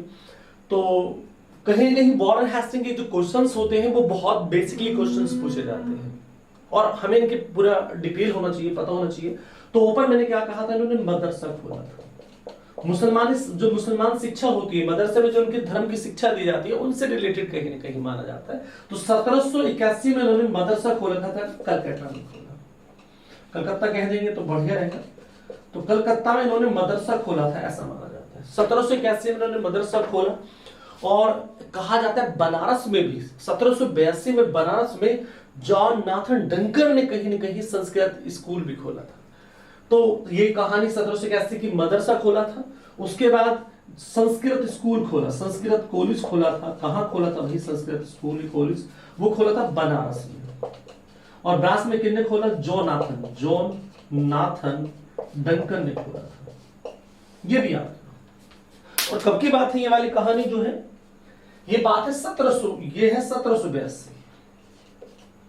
1782 में संस्कृत स्कूल खोला गया था। अच्छे तरह से नोट डाउन करते चलना, पूरे अच्छे से नोट्स बनाना, इंपॉर्टेंट है। कहानी बहुत है वॉरेन हेस्टिंग्स से रिलेटेड, लेकिन मैंने कहा कि हमारे exam point of view of exam की मैं बात करूं तो कहीं ना कहीं एग्जाम से रिलेटेड मैं पढ़ा रहा हूं, बिल्कुल नहीं तो मेरे पास किससे बहुत ज्यादा वॉरेन हेस्टिंग्स के बहुत ज्यादा चीजें हैं मेरे पास में। लेकिन मैं चाहता हूं कि बिना समय गवाए, बिना कुछ बताए, ज्यादा नहीं इसके बारे में विस्तार से ना ज्यादा चर्चा करते हुए बेसिकली क्वेश्चन जो पेपर में पूछे जाते हैं उन पे ही हम डिस्कस करते हैं। और तीसरी चीज, उन्होंने एस्थेटिक सोसाइटी ऑफ बंगाल खोला था। वो किसके द्वारा खोला गया था? कहा जाता है विलियम जोन्स थे जिन्होंने 1784 में इसकी स्थापना की थी। तो एस्थेटिक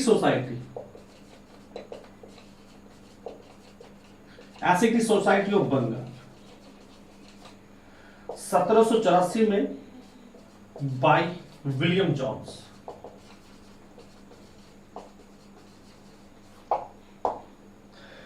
यानी कि विलियम जोन्स ने एस्थेटिक सोसाइटी ऑफ बंगाल की स्थापना की थी। यह माना जाता है किस लिए की थी? क्योंकि जो भी हमारे एपिक्स थे, हमारे जो महाकाव्य थे, उनका कहीं कहीं जो संस्कृत भाषा में जो लिखे हुए थे, जैसे अभिज्ञान शकुंतलम में कालिदास जी की, तो उनको जो भारतीय किताबें हैं उनको कहीं ना कहीं ट्रांसलेट किया गया था। ट्रांसलेट किसमें किया गया था? इनके इंग्लिश लैंग्वेज में ट्रांसलेट करने के लिए the aesthetic society of Bengal 1784 में विलियम जोन्स ने इसको स्थापित किया था कलकत्ता में। चलिए एक कार्य और रह गया, मैं बेसिकली बता दूं। कहीं ना कहीं इन्होंने न्यायिक सेवा का जनक माना जाता है। न्यायिक सेवा का मतलब ये होता है कि अलग से दीवानी अदालतें और फौजदारी अदालतें इन्होंने स्थापित की थी भारत के अंदर। किन्होंने? वॉरेन हेस्टिंग्स ने। तो मैं वो भी कह कलकत्ता में इन्होंने स्थापना की थी।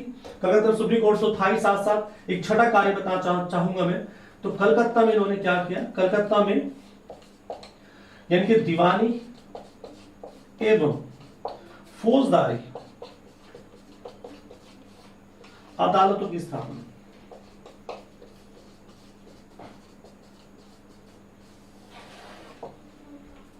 तो कुल मिलाके छह कार्य करते हैं। कौन करते हैं? Warren Hastings. नंद कुमार जी का केस भी बहुत फेमस है। कहा था उन पे जालसाजी का आरोप लगा के उन्हें उनको फांसी दिला दी गई थी। बाद में जब वॉरेन हेस्टिंग्स अपने देश जाते हैं, वापस इंग्लैंड जाते हैं, वहां जाने के बाद में महाभियोग लगाया जाता है। फॉक्स वगैरह बहुत सारे लोग हैं जो महाभियोग चलाते हैं, लेकिन बाद में इन्हें बरी कर दिया जाता है।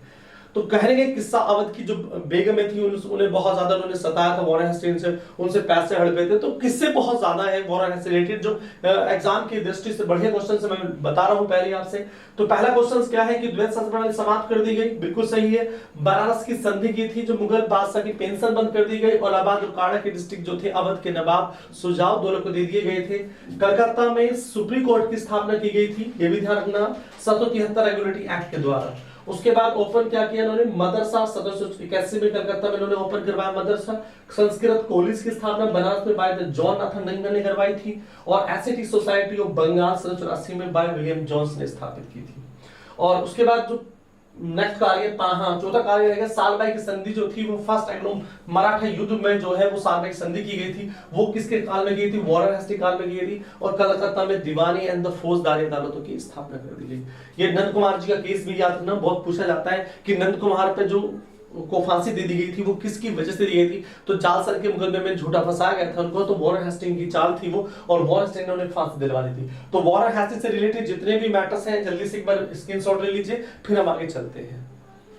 जल्दी से स्क्रीनशॉट ले लीजिए इसका,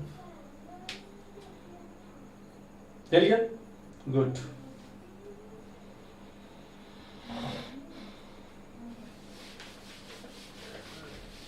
बोर्ड थोड़ा सा छोटा है हमारा, लेकिन हमें काम चलाना भी इससे से ऐसा है, बस आप लोग मेरा साथ देते जाइए। जिस तरह से आप मेरा हौसला बढ़ा रहे हैं, वास्तव में सब्सक्राइब्स लोग धीरे धीरे बढ़ रहे हैं और मेरा हौसला बढ़ाते जा रहे हैं। कमेंट्स में पढ़ता हूँ, कमेंट्स में भी साफ लिखा होता है कि सर आप बहुत अच्छा कर रहे हैं। और मैं चाहता हूं कि देखिए मेरा एक ही आपसे टारगेट है, मेरा आपसे एक ही गुजारिश है। वो गुजारिश क्या है, मेरी गुजारिश ये है आपसे कि आप जो भी टॉपिक लें उसे अच्छे से पढ़ें और उसके ही अच्छे से नोट्स बनाएं और बेहतर नोट्स बनाएं। कोई भी जरा सी भी दिक्कत नहीं होनी चाहिए नोट्स में, क्योंकि नोट्स अगर आपकी पूंजी अच्छी होगी तो आपका रिजल्ट भी अच्छा आएगा। अगर आपकी पूंजी नहीं है आपके पास में, आपका कहते हैं ना कि कर्म अच्छा नहीं है, तो आपका रिजल्ट भी अच्छा नहीं आने वाला, परिणाम भी अच्छे नहीं आने वाले। इसलिए अपने परिणामों को अच्छा करने के लिए हमें कहीं ना कहीं अपने नोट्स को बेहतर बनाना होगा, सबसे अच्छे नोट्स बनाने होंगे। जितने अच्छी आप नोट्स बना लेंगे उतना अच्छा रिजल्ट आएगा आपका। जितने बेकार नोट्स ढूंढते फिरोगे एग्जाम टाइम में, जब रिवीजन करना होगा आपको 2-3 महीने पहले रिवीजन करेंगे तो कहाँ ढूंढते फिरेंगे कि भाई कौन सी चीज कहाँ लिखी थी हमने। तो इसलिए टॉपिक वाइज लिखते जाइए, अच्छे से बनाते जाइए, बहुत अच्छा है आपके लिए। चलिए मैं आगे बढ़ता हूँ, बहुत इंपॉर्टेंट है ये वाला चैप्टर। तो मैंने कहा था सेकंड नंबर में बंगाल का जो गवर्नर जनरल आता है उसका नाम है मैकफरसन।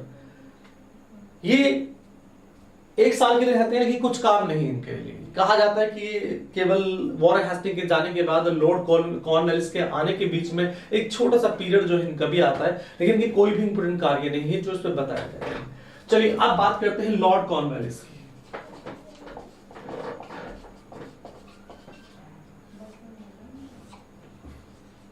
लॉर्ड कॉर्नवालिस बहुत जबरदस्त कैरेक्टर है।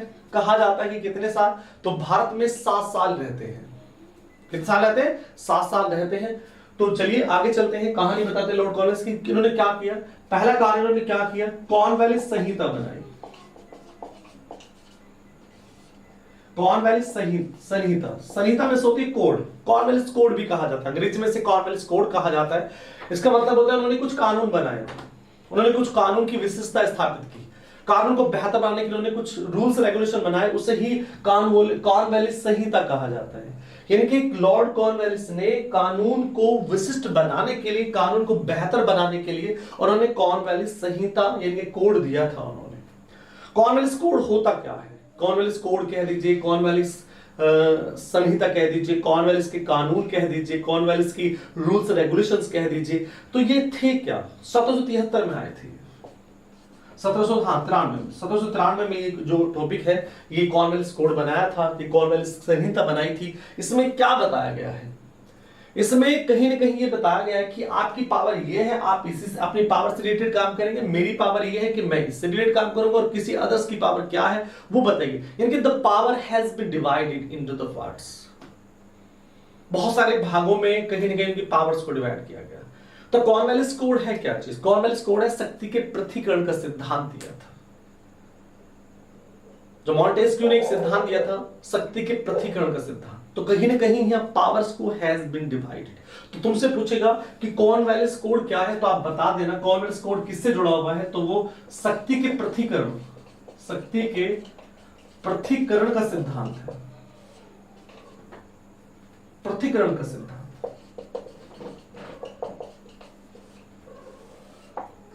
शक्ति के पृथक्करण का सिद्धांत है, पृथक्करण,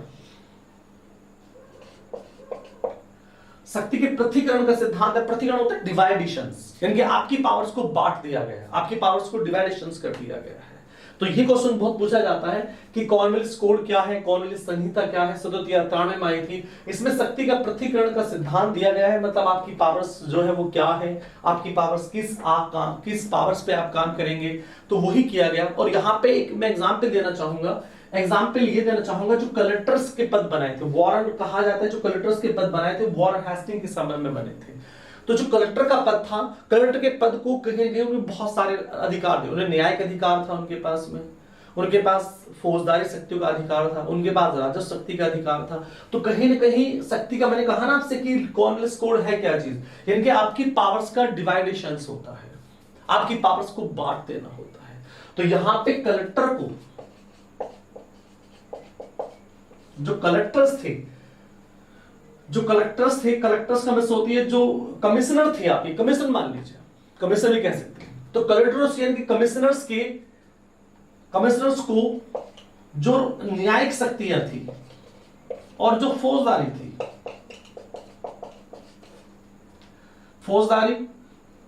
न्यायिक व फौजदारी मामलों का अधिकार था,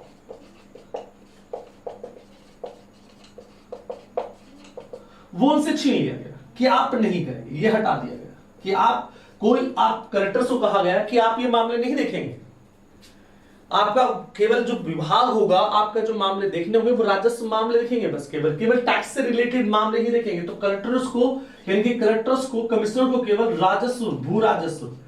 भू राजस्व मामलों को देखने का अधिकार रहा बस।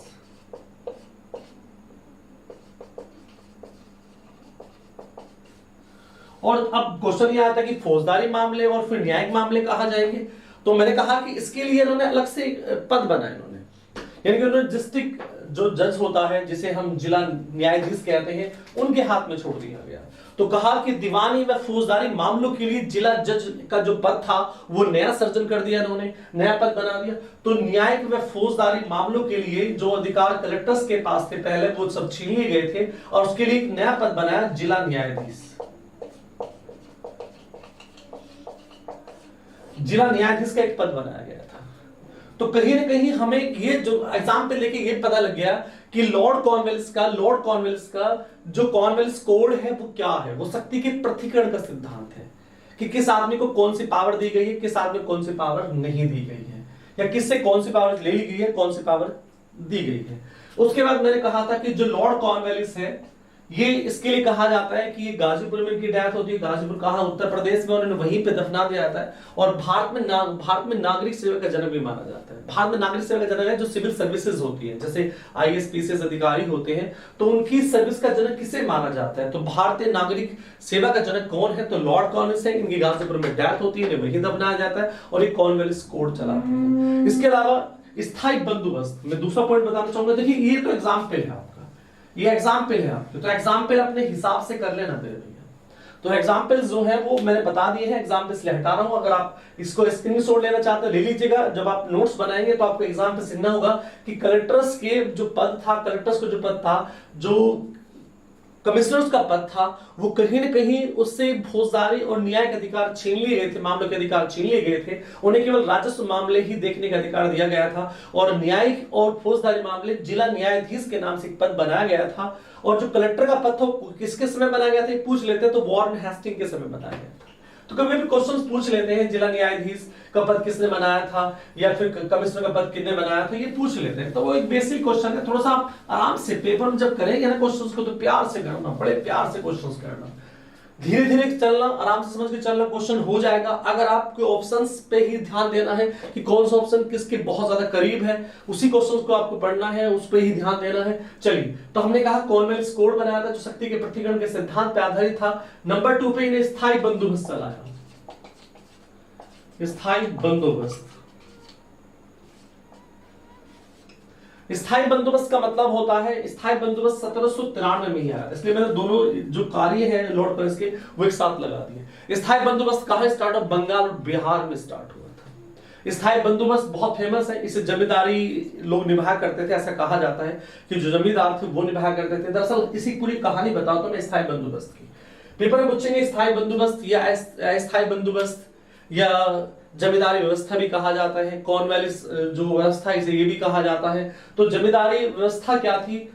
जमींदारी व्यवस्था स्थायी बंदोबस्त के साथ जुड़ी। इसका मतलब ये हुआ कि बंगाल बिहार में स्थायी बंदोबस्त किया गया था। मतलब क्या होता है कि भाई कोई भी हमारा क्षेत्र है, बंगाल बिहार में अगर कोई भी क्षेत्र है और वहां से हमें राजस्व वसूलना है, हमें वहां से टैक्स वसूलना है, तो एक निश्चित रेट पे वसूलेंगे। भाई इससे कम हम टैक्स नहीं लेंगे, आपको इतना टैक्स तो देना पड़ेगा। अस्थायी बंदोबस्त, वो जमींदारी व्यवस्था भी कहा जाता है इन्हें। अस्थायी बंदोबस्त का ये मतलब होता है, अवध में आई थी ये अवध का मामला है कि चलो भाई ठीक है, जितना भी टैक्स हम उगा सकते हैं ले लीजिएगा, जितना छोड़ना छोड़ दीजिएगा। एक परमानेंटली चीजें नहीं थी।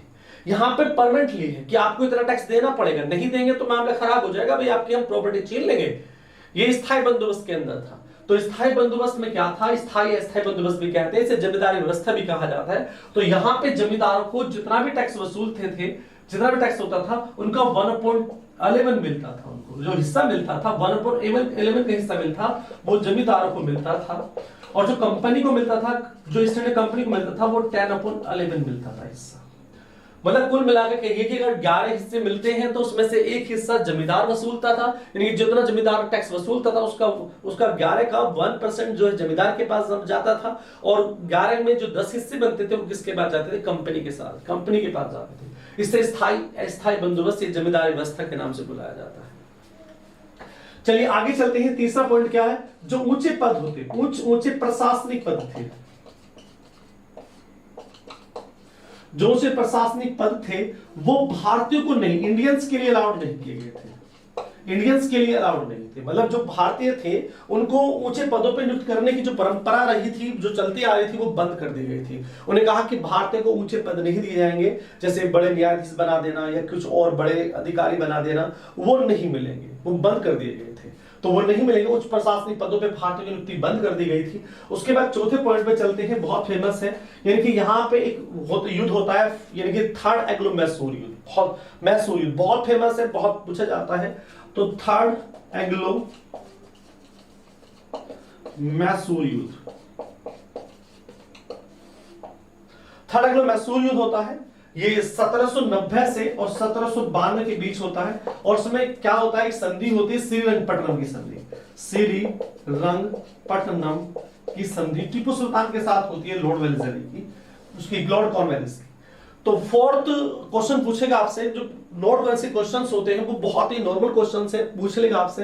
पूछेगा कि लॉर्ड कॉर्नवालिस कोड क्या होता है, फिर पूछेगा स्थायी बंदोबस्त कहां पे स्टार्ट हुआ। स्थायी बंदोबस्त बंगाल और बिहार में स्टार्ट हुआ था, और अस्थायी बंदोबस्त कहां पे था? वो अवध में था। उच्च प्रशासनिक पदों पर भारतीय नियुक्ति बंद कर दी गई थी। और थर्ड एंग्लो मैसूर युद्ध जो हुआ था उसका परिणाम क्या निकला? श्रीरंगपट्टनम की संधि तो किसके समय में हुई? तो लॉर्ड कॉर्नवालिस के समय में हुई थी, टीपू सुल्तान के साथ की गई थी वह संधि। चलिए ज्यादा नहीं है बताने के लिए, इसमें कुछ ज्यादा नहीं है कि बहुत ज्यादा चीजें पढ़ानी है, बहुत ज्यादा हाईएस्ट बताना है, ऐसा कुछ नहीं है। चलिए तो जल्दी से आप लॉर्ड कॉर्नवालिस का जो टॉपिक है ये जल्दी से स्क्रीनशॉट ले लीजिए, और उसके बाद जो है ये आप आराम से पढ़िएगा, अपने नोट्स बनाइएगा, बढ़िया वाले नोट्स बनाइएगा। उसके बाद आगे चलते हैं काम। तो यहां तक हमारा क्लियर हो गया। कुछ भी डाउट हो, कोई भी क्वेरी हो तुम्हारी, कुछ भी हो, मैंने कहा तक बड़ा लेक्चर बनना है। इसके बाद टॉपिक आएगा भारत का गवर्नर जनरल, वह भी टॉपिक बड़ा ही होगा। बस आपको थोड़े प्यार से पढ़ना, अच्छा पढ़ना, नोट्स बना के चल रहे हैं, बढ़िया करके चलेंगे, ठीक है? कोई दिक्कत नहीं होने की, आराम से हो जाएगा यार। एक दो बार रिवीजन करेंगे, मैंने कहा ना practice makes and perfect, bar bar practice करेंगे तो हो जाएगा टॉपिक, लेकिन अच्छे से बना के चलना है टॉपिक को। चलिए अभी हमारे कितने हो गए? हमारे 3 हो गए। अब तक भारतीय गवर्नर जनरल कितने हुए? 3 हुए हैं। टोटल काउंट कर लिया आपने कितने हुए हैं? टोटल काउंट आपने नहीं किए हैं तो काउंट भी कर लेना, नंबर भी डाल लेना, सब जितने भी हैं आपके व्यक्ति के हिसाब से पूछेगा, या फिर मान लीजिए आपके नंबर के अकॉर्डिंग पूछेगा तो एक कालक्रम अनुसार लगाएगा तो आराम से लगा देगा। चलिए अब टॉपिक आता है सर जॉन सो। सर जॉन सो, सर जॉन सोर के लिए कहा जाता है कि सर जॉन सोर हस्तक्षेप की नीति अपनाते हैं। किसी नीति अपनाते हैं? हस्तक्षेप, किसी के साथ हस्तक्षेप नहीं करते हैं। तो क्वेश्चन आएगा कि सर जॉन ने क्या क्या हस्तक्षेप की नीति अपनाई। हस्तक्षेप की नीति का मतलब होता है कि किसी भी रियासत के साथ, किसी भी राजा महाराजा के साथ हम कोई लड़ाई नहीं करेंगे और आराम से सब प्यार से रहेंगे, पूरी शांति के साथ रहेंगे। लेकिन इसका एक अपवाद भी माना जाता है। हस्तक्षेप की नीति का एक अपवाद भी है। वो अपवाद क्या है? तो वह अवध। अवध के साथ इन्होंने हस्तक्षेप की नीति अपनाई थी। इनके हस्तक्षेप की नीति नहीं अपनाई थी, उनके साथ इनका जो था कहा जाता है लड़ाई जो सिस्टम था वो चलता रहा। ठीक है, छोड़ देते हैं, इसके बाद यहीं पे खत्म कर देते हैं। अब आगे चलते हैं। ठीक है, तो बड़े प्यार से पढ़ना, आराम से पढ़ना, बहुत फेमस है, क्वेश्चन बहुत पूछे जाते हैं। ठीक है, चलिए हटा दें यहां से इसको। ठीक है, कितने हो गए हमारे पास? ये वॉरेन हेस्टिंग्स हो गए हमारे पास। दूसरे नंबर पे कौन हो गए? मैटकॉफ-फर्सन हो गया हमारे पास। लॉर्ड कॉर्नवालिस हो गया हमारे पास। सर जॉन सॉर हो गया हमारे पास। अब आते हैं लॉर्ड, यहाँ पे मैंने कहा ये सर जॉन सॉर के बाद एक छोटा सा कैरेक्टर आता है क्लार्क के नाम से, लेकिन क्लार्क के बारे में कुछ नहीं बताया जाता। क्लार्क की कोई कहानी नहीं है, क्लार्क के बारे में कुछ नहीं है, इसलिए इसे यहीं पर बंद कर देते हैं, कुछ ज्यादा इंपॉर्टेंट नहीं है। अब आते हैं लॉर्ड वेलेस्ली।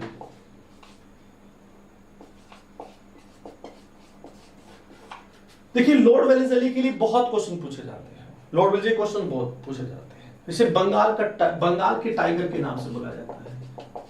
बंगाल के टाइगर के नाम से बुलाया जाता है लॉर्ड वेलेस्ली। लॉर्ड वेलेस्ली को बंगाल का टाइगर कहा जाता है, बंगाल के टाइगर के नाम से है बुलाया जाता है। इनका सबसे बढ़िया क्वेश्चन जो आता है वो आता है कि सहायक संधि, भारत में सहायक संधि का जनक कौन है? लॉर्ड वेलेस्ली नहीं है। आपसे कहेंगे सहायक संधि, पहले तो क्वेश्चन आएगा कि सहायक संधि होती क्या है।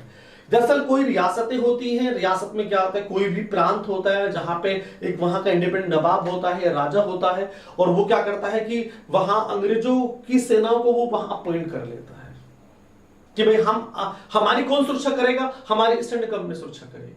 और हमारे सुरक्षा के लिए एक रेजिमेंट, एक पूरी जो ईस्ट इंडिया कंपनी है, जो उसकी एक बटालियन है, एक रेजिमेंट है, एक वो हमारे यहाँ पे नियुक्त कर दी गई है, और राजा नवाब ही उसका सारा खर्चा उठाएगा। ठीक है, हमारी सुरक्षा के लिए नियुक्त की गई है। और उसका खर्चा कौन उठाएगा? नवाब या कोई भी जो रियासत का जो महाराज होगा या राजकुमार का वो खर्चा उठाएगा। यही सहायक संधि कहा जाता है। और उस राजा या नवाब से जितनी भी इकोनॉमी हेल्प होती थी वो ईस्ट इंडिया कंपनी करती थी। तो ये बहुत फेमस हुई सहायक संधि। लॉर्ड वेलेस्ली ने भारत में सहायक संधि स्टार्ट नहीं करी, बल्कि फ्रांसीसी गवर्नर था डुप्ले, उसने स्टार्ट की थी। तो क्वेश्चंस बड़ा क्लियर तरीके से पूछा जाएगा कि सहायक संधि भारत में किसने स्टार्ट की? तो फ्रांसीसी गवर्नर डुप्ले ने स्टार्ट की थी। लेकिन सहायक संधि जो थी भारत में, वो प्रयोग जो स्टार्ट हुआ वो एक लंबे रूप से स्टार्ट करने वाला कौन था? तो लॉर्ड वेलेस्ली ने की थी, और सबसे पहले हैदराबाद के साथ की थी। किसके साथ की थी? हैदराबाद के साथ स्टार्ट की थी। तो क्वेश्चन भी पूछ लेता है कि हैदराबाद के बाद फिर उसके बाद जयपुर आता है, सतारा आता है, फिर तो बहुत सारी सीरीज आती हैं। तो क्वेश्चन आएगा कि सहायक संधि से पहले किसके साथ हुई? तो हैदराबाद के साथ की गई थी। फिर उसके बाद दूसरा क्वेश्चन आएगा लॉर्ड वेलेस्ली का क्या था? यानी फोर्ट विलियम कॉलेज खोला। फोर्ट विलियम कॉलेज बनाया था उन्होंने। कहां बनाया था, किसके लिए बनाया था?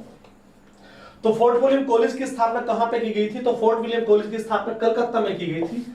कलकत्ता में किस लिए की गई थी? जो आईसीएस अधिकारी होते थे, इंडियन सिविल सर्विस के जो अधिकारी होते थे, उनको ट्रेनिंग्स देने के लिए फोर्ट विलियम कॉलेज की स्थापना की गई थी। कलकत्ता में 1800 में स्थापना हुई थी। ये क्वेश्चन भी बहुत पूछा जाता है, बड़ा इंपॉर्टेंट क्वेश्चन है। मैं बिल्कुल बेसिक क्वेश्चन करा रहा हूं जो पेपर में बिल्कुल आप जाएंगे और तुरंत आपको देखने को मिल जाएगा।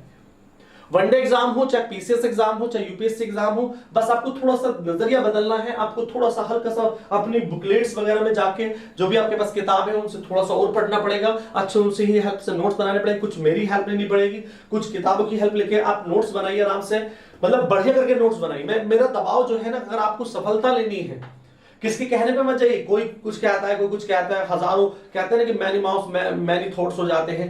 तो ऐसा बिल्कुल नहीं है कि बहुत सारे बात सबकी सुने। हम बस एक मेरी बात सुन लीजिए, वो क्या कह रहा हूं मैं, ये सुन लीजिएगा। मैं यही कह रहा हूं कि आप अच्छे से नोट्स बनाइए। नोट्स बनेंगे तभी आपका रिवीजन होगा तभी आपका पेपर में क्लियर होगा। तो प्लीज नोट्स पे सबसे ज्यादा ध्यान दीजिए। नोट्स बनाने आपको अच्छे से, और नोट्स भी आपको कुछ मेरे लेक्चर सुन के बनाना है, कहीं से इधर उधर से कुछ मैटर्स मिल जाए, मटेरियल्स मिल जाए, उसके हिसाब से नोट्स बनाने हैं। बस नोट्स अच्छे से बनाने हैं। नोट्स अच्छे बनेंगे, अच्छा रिवीजन हो जाएगा, प्रैक्टिस अच्छी हो जाएगी, एग्जाम भी क्वालिफाई हो जाएगा। तो फोर्ट विलियम कॉलेज की स्थापना करी आपने, लॉर्ड वेलेस्ली ने करी, और वहां पे आईसीएस को ट्रेनिंग दी जाती थी। सहायक संधि हैदराबाद के साथ की, लेकिन डुप्लेस का जनक माना जाता है।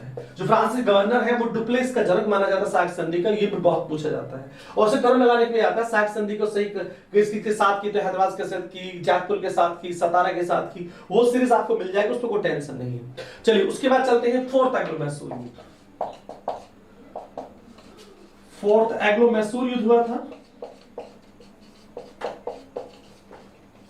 1799 में, और कहा जाता है कि लॉर्ड वेलेस्ली ने फोर्थ एंग्लो मैसूर युद्ध में टीपू सुल्तान को हरा दिया, पूरे मैसूर पे कब्जा कर लिया और मैसूर साम्राज्य को कंपनी में मिला लिया। ईस्ट इंडिया कंपनी थी जो पूरे भारत में साम्राज्य चलता था, उसमें उसको मिला लिया गया था। उसके बाद आता है तीसरा पॉइंट है, चौथा पॉइंट नहीं है, 4 ही पॉइंट है इसमें। और फारस के राजा शाह, फारस का जो शासक है उसका नाम शाह है। शाह के दरबार में इन्होंने मेहंदी जी, मेहंदी अली पूरा नाम है इनका, यानी मेहंदी अली नामक एक दूत भेजा था इन्होंने उसके दरबार में। तो कहीं ना कहीं ये 4 क्वेश्चन से जो पूछे जाते हैं कि बंगाल का टाइगर किसे कहा जाता है, सहायक संधि भारत में किसने विस्तार रूप से स्टार्ट की थी, डुप्ले ने स्टार्ट की थी, लेकिन इसका प्रयोग सबसे ज्यादा किसने किया, लॉर्ड वेलेस्ली ने किया। फोर्ट विलियम कॉलेज की स्थापना हुई जो आईसीएस की ट्रेनिंग के लिए होती थी। फोर्थ एंग्लो मैसूर युद्ध जो था वो किसके समय में किया गया था, तो लॉर्ड वेलेस्ली के समय किया गया था, और 1799 में मैसूर पे कंप्लीटली अधिकार कर लिया इन्होंने। उसके बाद फारस के शासक थे शाह, वहां पे इन्होंने मेहंदी अली नामक एक दूत भेजा था।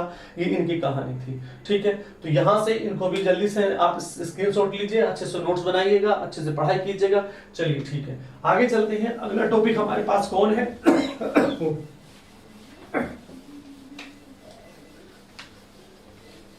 तो लॉर्ड वेलेस्ली की कहानी बढ़िया है, इतने क्वेश्चन आते इससे ज्यादा नहीं आते, लेकिन फिर भी आप ध्यान से पढ़ना, अच्छे से पढ़ना, बहुत इंपॉर्टेंट है। वेलेस्ली के बाद लॉर्ड कॉर्नवालिस आते हैं। मैं बात रहा कॉर्नवालिस की कहानी, 2 बार कॉर्नवालिस, आपसे पूछेगा कि कौन सा बंगाल का गवर्नर जनरल था जो 2 बार भारत का बंगाल का गवर्नर जनरल बनता है, तो लॉर्ड कॉर्नवालिस बनता है। 2 बार बने थे, एक लॉर्ड वेलेस्ली के बाद बने थे, उससे पहले जो हमारे मैकफर्सन थे उनके बाद आए थे वे। उसके बाद आता है बार्लो, बहुत फेमस नहीं कह सकते, sir George Barlow, sir George Barlow. इनके लिए कहा जाता है 2 साल के लिए आए थे, 1805 से 1807 तक रहे थे, 2 साल का कार्यकाल था। लेकिन ये भी अहस्तक्षेप की नीति अपनाते हैं, जैसे सर जॉन शोर अपनाते हैं, शोर कर रहे हैं तो कुछ नहीं करेंगे, यानी कि अहस्तक्षेप की नीति। और यहाँ पे बार्लो भी क्या करते हैं, अहस्तक्षेप की नीति अपनाते हैं, तो कुछ नहीं है, छोड़ दीजिए। पर एक क्वेश्चन पूछ लेते हैं कि राजपुरा घाट की संधि हुई थी, वो होलकर के साथ हुई थी, वो किसके साथ हुई थी, तो होलकर के साथ हुई थी राजपुरा घाट की संधि। तो ये भी हस्तक्षेप की नीति अपनाते हैं, हस्तक्षेप की नीति, जैसे सर जॉन शोर अपनाते हैं वैसे ये भी अपनाते हैं। उसके बाद दूसरा एक क्वेश्चन और पूछा जाता है, मैं बता रहा था आपसे, राजपुरा घाट की संधि, राजपुरा घाट की संधि किसके साथ हुई थी, तो वो 1805 में हुई थी होलकरों के साथ। मराठी होते हैं होलकर, कई भागों में डिवाइडेशन है इनका भी। तो राजपुरा घाट की संधि किसके साथ हुई थी, होलकर के साथ होती है। ये क्वेश्चन भी पूछ लिया कभी कभी, तो कोई बात नहीं है, ऐसे भी हटा देते हैं। तो हमारा यहाँ पे कौन है, अब हमारा मिनटो सेकंड बचा हमारा। उसके बाद तो रोशन के सवालों में है का मतलब है हेस्टिंग्स है, उसके बाद आता है होस्ट आता है, फिर लॉर्ड विलियम बैटिक जो है वो बंगाल के लास्ट गवर्नर जनरल बनते हैं, और भारत का पहला गवर्नर जनरल लॉर्ड विलियम बैटिक बनता है। उनकी बैठक के बाद हम भारत के गवर्नर जनरल करेंगे। तो यहाँ पे हम मिंटो फर्स्ट की बात करने वाले हैं, मिंटो फर्स्ट ने क्या किया था उनकी बात करने वाले हैं। चलिए अब यहां पे हमारा मिंटो फर्स्ट है, बंगाल का गवर्नर जनरल जो मिंटो फर्स्ट है, इनकी बात करेंगे। 3 ही कार्य होते हैं उसमें, पहला, दूसरा और तीसरा। पहला कार्य क्या है, यानी कि यहां मैटकोफ, अभी आगे आएंगे मैटकोफ भी, जब भारतीय गवर्नर जनरल लेंगे तो मैटकोफ आएंगे, लेकिन ये मिंटो फर्स्ट के नीचे काम कर रहे हैं मैटकोफ प्लस महाराजा रणजीत सिंह, महाराजा रणजीत सिंह, इनके बीच में संधि होती है अमृतसर की संधि, 1809 में होती है। तो क्वेश्चन पूछेंगे कि अमृतसर की संधि किस किस के बीच हुई, तो मैटकोफ के बीच में हुई थी और महाराजा रणजीत सिंह के बीच में हुई थी अमृतसर की संधि, जो यहां पे अंग्रेजों के बॉर्डर्स और रणजीत सिंह के जो बॉर्डर्स थे उनकी डिवाइडेशन की बात की गई थी कि मेरा बॉर्डर्स कहां तक होगा, आपका बॉर्डर्स कहां तक होगा। तो वो जब आपको सिख पढ़ाऊंगा तब पूरी डिटेल्स इनकी टॉपिक की हो जाएगी। बात समझ लीजिए कि मिंटो फर्स्ट के समय में अमृतसर की संधि की गई थी, और बुंदेलखंड और दूसरा नागपुर के विद्रोह का भी यहां दमन कर दिया गया था। तो बुंदेलखंड एवं नागपुर के विद्रोह का दमन, विद्रोह को समाप्त कर दिया गया। ठीक है। और एक चार्टर एक्ट बना 1813 का, राजपत्र अधिनियम, सब जानते हो इसके बारे में, पढ़ाऊंगा। चार्टर एक्ट 1813, चार्टर एक्ट 1813 वो किसके काल में आया था ये पूछ लेते हैं, तो मिंटो फर्स्ट के काल में आया था। अमृतसर की संधि ज्यादा इंपॉर्टेंट है, वो ज्यादा पूछी जाती है, तो यहां तक हमारा कोई डाउट हो तो, तुम्हारा कोई डाउट हो तो पूछ सकते हैं। यहां तक हमारा पॉइंट क्लियर हो गया। ठीक है, हटा दें। ठीक है, आप स्क्रीनशॉट लीजिए जल्दी से, उसके बाद मैं हटा दूंगा टॉपिक को। चलिए, उसके बाद मिंटो फर्स्ट हो गया हमारा। अब मिंटो फर्स्ट के बाद में कौन आता है, तो वो आता है हेस्टिंग्स। देखिए, मार्केट्स ऑफ हेस्टिंग्स कहा जाता है। वॉरेन हेस्टिंग्स अलग से, हेस्टिंग्स अलग है। दो हेस्टिंग्स है, एक वॉरेन हेस्टिंग्स, एक हेस्टिंग्स है। ये दोनों ही अलग अलग है। आप वो 11 साल रहते हैं, 10 साल रहते हैं, दोनों का पीरियड बहुत ज्यादा बड़ा पीरियड है।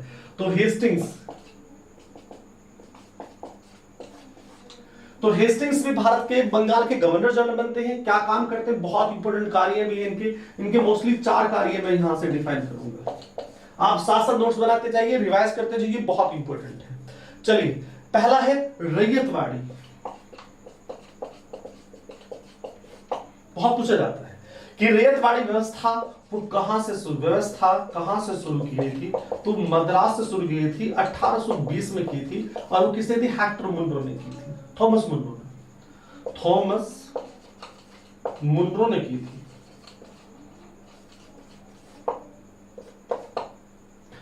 रैयतवाड़ी का मतलब ये होता है कि किसान अपनी जमीन का मालिक है और उससे अब कोई जमींदार टैक्स नहीं वसूलेगा, बल्कि किसान ही अपने जमीन का जो मालिक है वो अपने हिसाब से टैक्स देगा।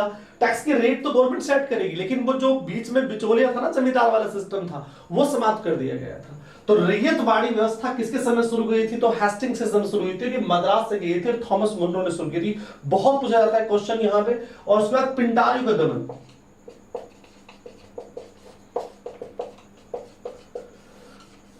पिंडारी को दमन भी कर दिया गया था। राजस्थान वाले एरिया में पिंडारी मिलेंगे आपको बहुत सारे। एक मूवी भी है जो पिंडारी के ऊपर बनी हुई है, एक वीर मूवी है, बहुत फेमस मूवी है जो सलमान खान की है, और उसमें पिंडारी के बारे में बताया गया है।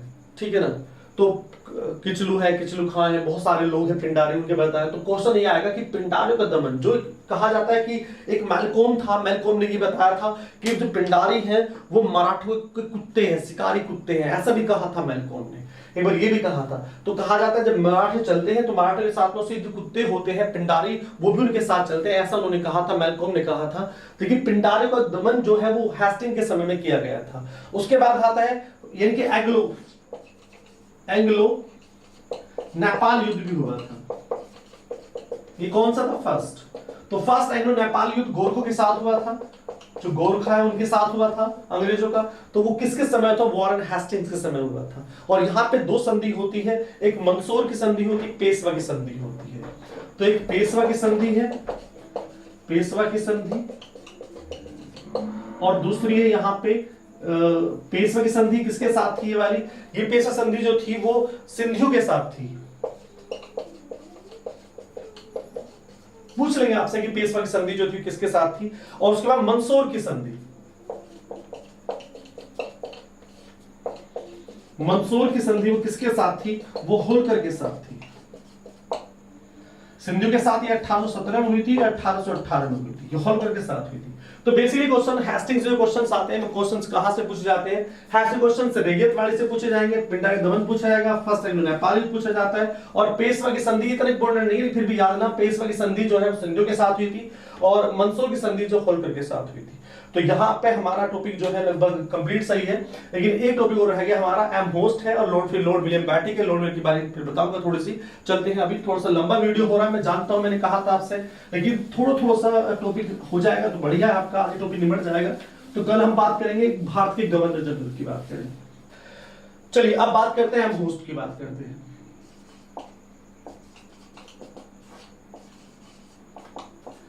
एमहोस्ट के समय में क्या हुआ था ये पूछ लेते हैं। ठीक है, तो एमहोस्ट के समय में हुआ था एक फर्स्ट एंग्लो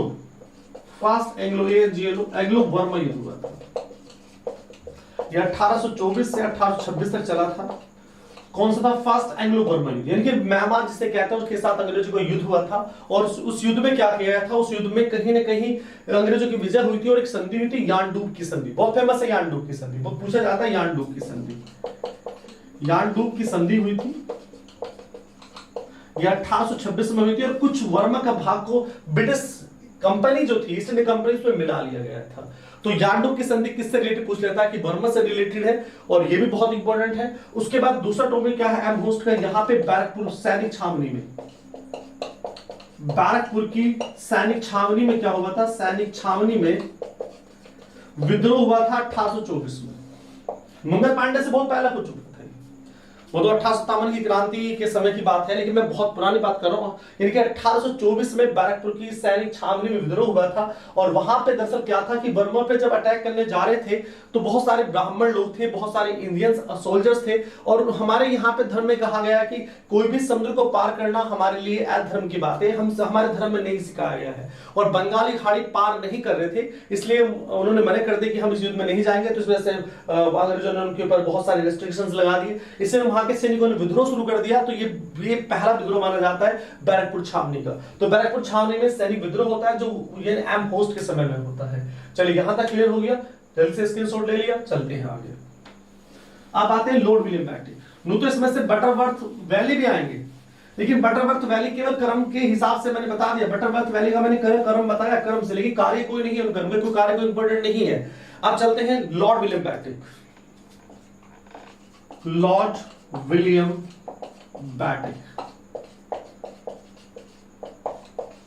देखिए लॉर्ड विलियम बैटिक की मैंने बताया था 1828 में जो है ये बनते हैं, बंगाल के गवर्नर जनरल, और 1833 तक रहते हैं। ठीक है, तो लॉर्ड विलियम बैटिक के लिए मैं बताना चाहूंगा कि ये बंगाल के लास्ट गवर्नर जनरल है। मतलब मैंने कहा कि लॉर्ड विलियम बैटिक एक कैरेक्टर है, एक आदमी है, एक व्यक्ति है, और इसका पहला जो पद था इसे क्या दिया था? तो बंगाल का गवर्नर जनरल बनाया गया था, और ये लास्ट गवर्नर जनरल था। बंगाल का फर्स्ट गवर्नर जनरल कौन है? वॉरेन हेस्टिंग है। और बंगाल का लास्ट गवर्नर जनरल कौन है? लॉर्ड विलियम बैटिक है। और लास्ट है, लेकिन यहां पे पद चेंज होता है, इस पद को, पोस्ट को चेंज कर देते हैं, यहां पे कर देते हैं भारत का गवर्नर जनरल। भारत का गवर्नर जनरल कर देते हैं। और कौन से कानून के द्वारा करते हैं? तो चार्टर एक्ट 1833 के द्वारा जो है ये पद का नाम चेंज होता है, आदमी वही होता है, यानी कि जो कैरेक्टर है वो सेम है, लेकिन यहां पे पोस्ट चेंज है। यानी कि बंगाल का लास्ट गवर्नर जनरल कौन बनता है? तो लॉर्ड विलियम बैटिक बनता है। और भारत का पहला गवर्नर जनरल कौन बनता है? लॉर्ड विलियम बैटिक बनता है। जिस तरह से पहले पढ़ा हुआ आपने कि वॉरेन हेस्टिंग जो था वो बंगाल का लास्ट गवर्नर था, लेकिन बंगाल का पहला गवर्नर जनरल वॉरेन हेस्टिंग था। वो बंगाल गवर्नर लास्ट बन जाता है और बंगाल का first governor general Warren Hasting बन जाता है। उस तरह से लॉर्ड विलियम बैटिक भी बंगाल का लास्ट गवर्नर जनरल बनता है और भारत का पहला गवर्नर जनरल बनता है 1833 द चार्टर एक्ट के द्वारा। ये राजपथ अधिनियम कहा जाता है। इसी के साथ हमारा लेक्चर भी समाप्त होता है। अब हम जो बात करेंगे वो हम जो नेक्स्ट टॉपिक हमारा जो लेक्चर आएगा, नेक्स्ट जो वीडियो आएगी हमारी, वो भारत के गवर्नर जनरल से रिलेटेड आएगी। उनके कौन कौन से गवर्नर जनरल बनते हैं, कौन कौन बनते हैं, सही क्रम में लगाएंगे उन्हें, और उनके किस किस तरह से क्वेश्चन पूछे जाते हैं। बस मैं सब लोगों से दुआ करता हूँ कि आप सेफ रहें, अपने घरों में रहें, सुरक्षित रहें, और ज्यादा बाहर ना निकले बिल्कुल भी, क्योंकि कोविड-19 के बहुत ज्यादा केसेस बढ़ रहे हैं हम। तो प्लीज सब सेफ रहें, अपने घरों में रहें। इसी के साथ मैं वीडियो समाप्त करता हूँ। जय हिंद, जय भारत।